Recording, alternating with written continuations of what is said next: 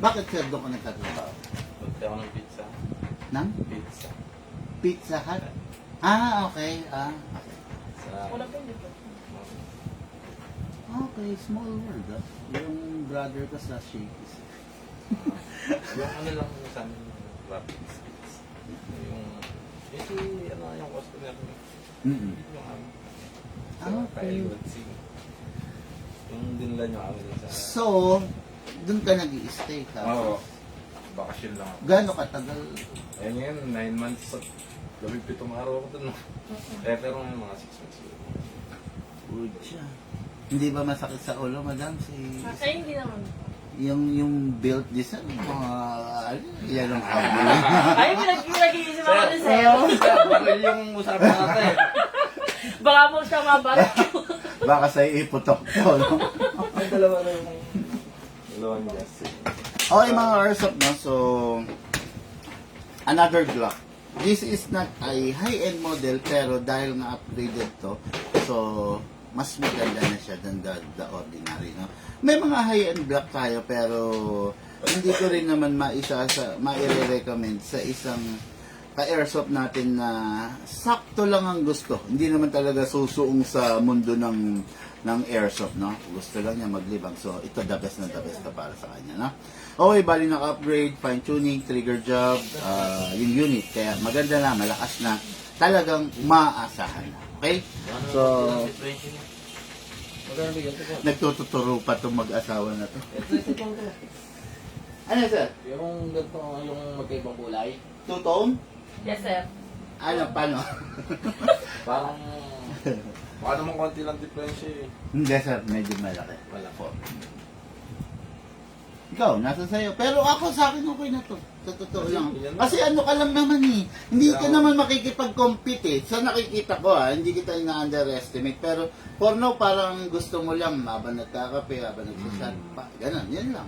Diba? Yan, baka sa'yo pa iputok ni Badam yung pag... yung tipo ni Sir, talagang mahuhumaling yung mga ano eh. Sir, yan na lang sir, okay na yan. Iba na yung ano natin eh. Lumalalim yun. Okay mga airsoft, number 1, maintenance. Doon tayo magaling. Kailangan sa maintenance pa lang. Bakit doon tayo magaling? Kasi lifetime warranty ako. Kaya kailangan maalagaan yung unit kasi the more na nasisira yung unit, the more na nalulugi ako. Okay?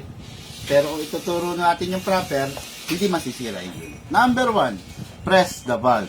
This is the magazine, so nandyan ang hangin, kailangan i-press ang valve para malagyan ng oil spray. Okay. Number 2, dito sa ilalim. Bakit kailangan i-press ang valve? Pag prines mo yung valve, naka-open siya, yung oil papasok. Pag hindi mo prines, tutulo lang. Okay? Then, inlet valve dito. Then, unit. Ang Glock, normal na nauubos ang barrel, kaya kailangan isprayan. Sa i-lock manually, isprayan yung nozzle. Yun. Ganito yung nabali. Kailangan sir, isprayan mo yan. Ito sir, isprayan mo rin pag ano. Then, hatak, release. Then, rest. Okay. Ngayon, magazine. Lalagyan natin ng hangin, no? So, ang hangin, 12 kg lang gagamitin. Upside down. Then, isentro. Tapos, press down. 1, 2. 2 seconds lang kasi yung unit natin upgraded. Hindi siya nagre-require ng maraming gas. Takot ito pababa. Hatak, then place your other thumb here, para kung mabitawan mo to, baka kasi mabasag to. Hatak. Place your right thumb here. Dito po ilalagay yung bala. Huwag po rito, hindi rin dito, dito po sa part na maluwang. Pump lang po. Okay. Maximum rounds is 27. Hindi ko na ganun pupunuin. Magpa-fire na yung bossing. Pasok. Kasa. Ready to fire, sir. Firing na lang, sir. Hindi na lang kita i-focus. Yung baril lang. Okay, firing. Glock 17. Yun. Ni Rapido. Madam, gusto mo mag-fire? Ayaw. Para masanay ka, para pag nagloko. Malay mo. Diniretso eh, no? Nagloko. Okay guys, yun lang naman yung unit lifetime warranty. Basta nagka-problema, dalhin lang dito.